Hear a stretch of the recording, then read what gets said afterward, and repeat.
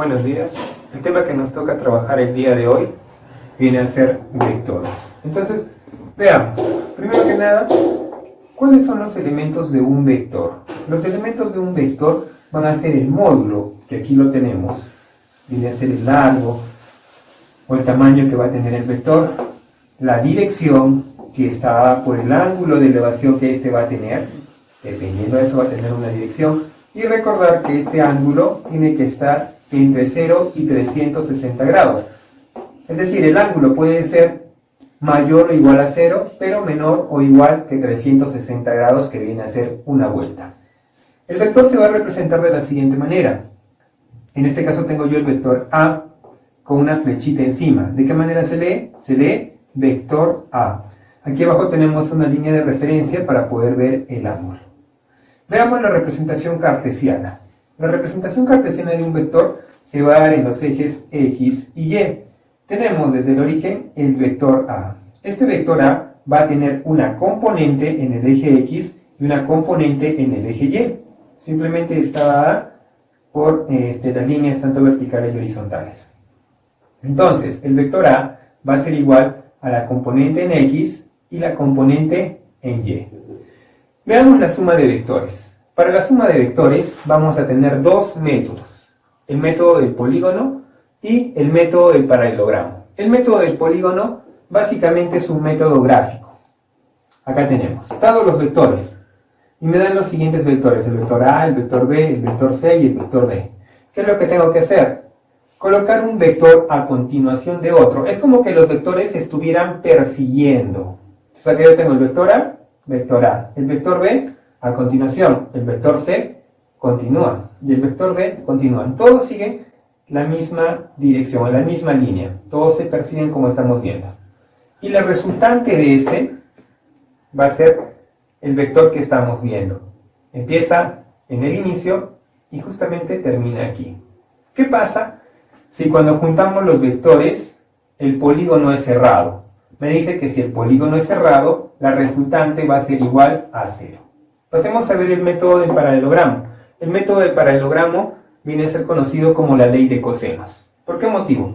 Acá yo tengo un gráfico en el que tengo el vector A y el vector B. Y yo quiero hallar la resultante. Acá lo estamos hallando de forma gráfica, pero a veces me van a pedir que tenga un valor con unidades. Entonces, la ley de cosenos que me dice que la resultante al cuadrado va a ser igual al vector A al cuadrado más el vector B al cuadrado, más 2 veces el vector A por el vector B multiplicado por el coseno del ángulo. Justamente acá también tenemos el ángulo. Profe, pero acá hay dos fórmulas, ¿a qué se debe? La primera la utilizamos para la suma de vectores y la segunda para la diferencia o resta de vectores. Lo único que cambian es en el signo antes de 2AB coseno de alfa. Bien, continuamos entonces. Acá tenemos unos problemas sobre el tema. Y el problema 1 me indica, el módulo del vector A es 6 unidades y el módulo del vector B 10 unidades. La pregunta es, ¿qué ángulo forman los vectores si el módulo de la resultante es 14 unidades? Entonces vamos a esquematizarlo. Tengo acá el módulo del vector A, módulo del vector B y el módulo de la resultante que me están dando. Pero lo que ahí me preguntan es el ángulo que van a formar estos dos vectores, es decir, el ángulo alfa. Recordemos que tenemos una fórmula para trabajar todo esto, que me indica que la resultante al cuadrado va a ser igual al vector A al cuadrado, más el vector B al cuadrado, más 2 veces el vector A por el vector B, por el coseno del ángulo. Y con esto vamos a trabajar. Solo nos resta reemplazar. La resultante es de 14 al cuadrado. Esto es igual A al cuadrado, que viene a ser 6 al cuadrado, más B, que viene a ser 10 al cuadrado, más 2 por 6 por 10, todo esto por el coseno del ángulo que yo estoy buscando. 14 al cuadrado viene a ser 196, esto es igual a 36 más 100 más 2 por 6, 12 por 10, 120 por el coseno del ángulo. Ahora, 36 más 100, 136. Eso va a pasar restando. 196 menos 136, 60.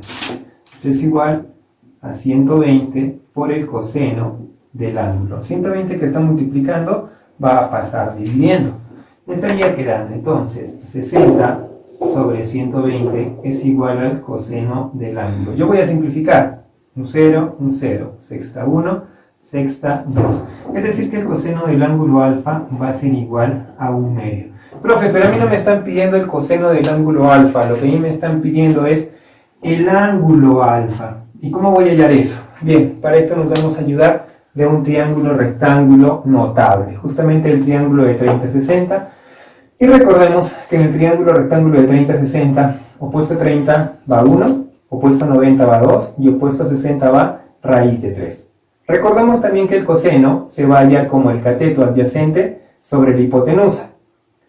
En este caso, acá me dicen que el coseno es 1/2. Y si te das cuenta, acá tenemos 1 y 2. Y justamente va a obedecer a 60 grados. Con respecto a 60, el cateto adyacente es el que está al lado.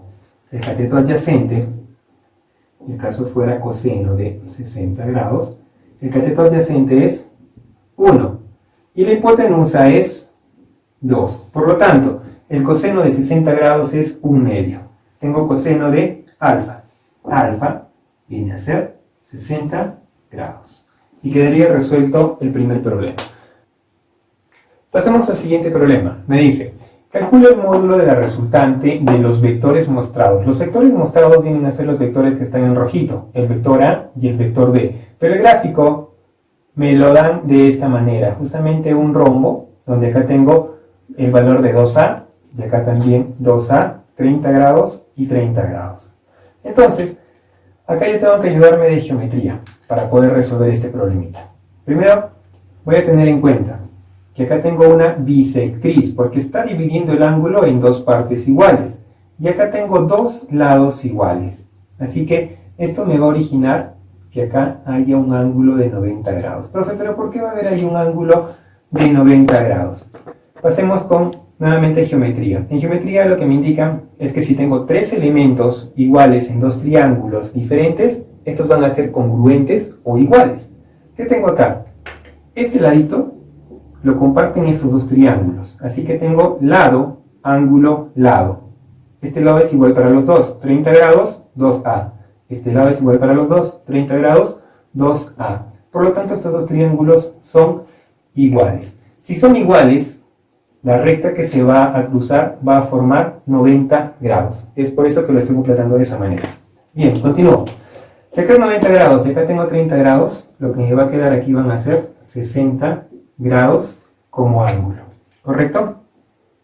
Entonces, ya tengo acá mi triángulo de 30-60. Profe, ¿y para qué un triángulo de 30-60? Ah, es sencillo. Si acá tengo un valor de 2A que está opuesto a 90 grados, yo quiero el valor de la parte rojita, opuesto a 60. Y nuevamente, veamos acá. Opuesto a 90 es 2. Acá tengo 2A.